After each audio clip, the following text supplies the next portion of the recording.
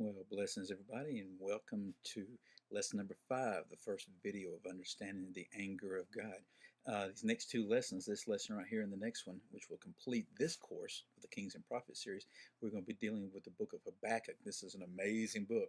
And so if you've got the time today, it's just 3 chapters long. Sit down and read through all 3 chapters. What we're going to do right now is do a quick overview. If you've been with us through all these prophets, we've been through a lot of stuff. And sometimes it's very helpful to go back and see and remind ourselves exactly what was said and what was being done here. So let's just give a little overview right here. With Obadiah, we're uncertain the time of this prophecy, but his message was the destruction of Edom, Esau, because of the violence that they had done to their brother Jacob, Israel. And then the prophet Joel, again, the timing is uncertain as to exactly when this was spoken, but it was a message directed toward Judah and Jerusalem about the coming of the day of the Lord. And it used a locust plague as an example. And it's a comparison between that locust plague and how devastating it was, but it is nothing compared to what the day of the Lord was going to be like. And then Jonah. Jonah prophesied during the time of Jeroboam II of Israel. And it was a time of prosperity for Israel. God sent Jonah to Nineveh to tell of coming destruction upon Nineveh. Sometimes people think that Jonah went and preached that they needed to repent and everything. He didn't. He just came and said, your destruction is coming.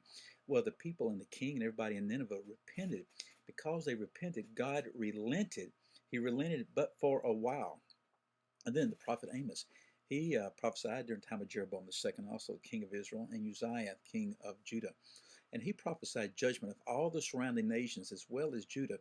But his message really emphasized the judgment on Israel for the sin that they had committed.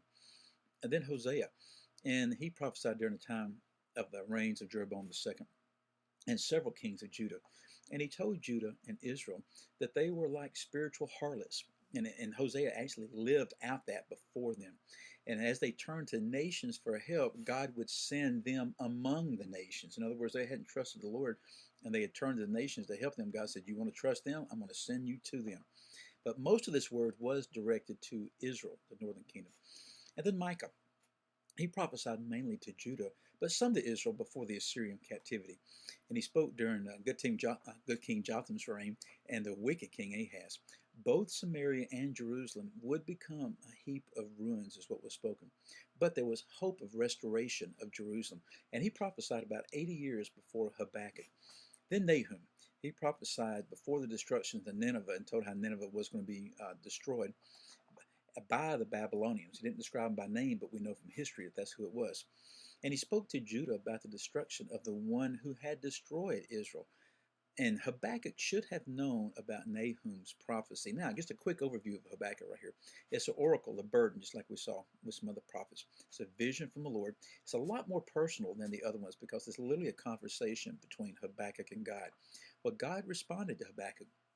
And he told me, he said, I want you to write this vision down for others to read. Then I want you to send out runners, run and share it.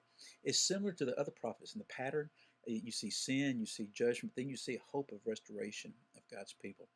So Habakkuk spoke before the Chaldeans came to take Judah, the southern kingdom, into captivity.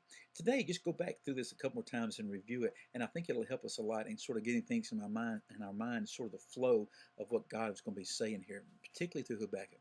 I'll see you again next time.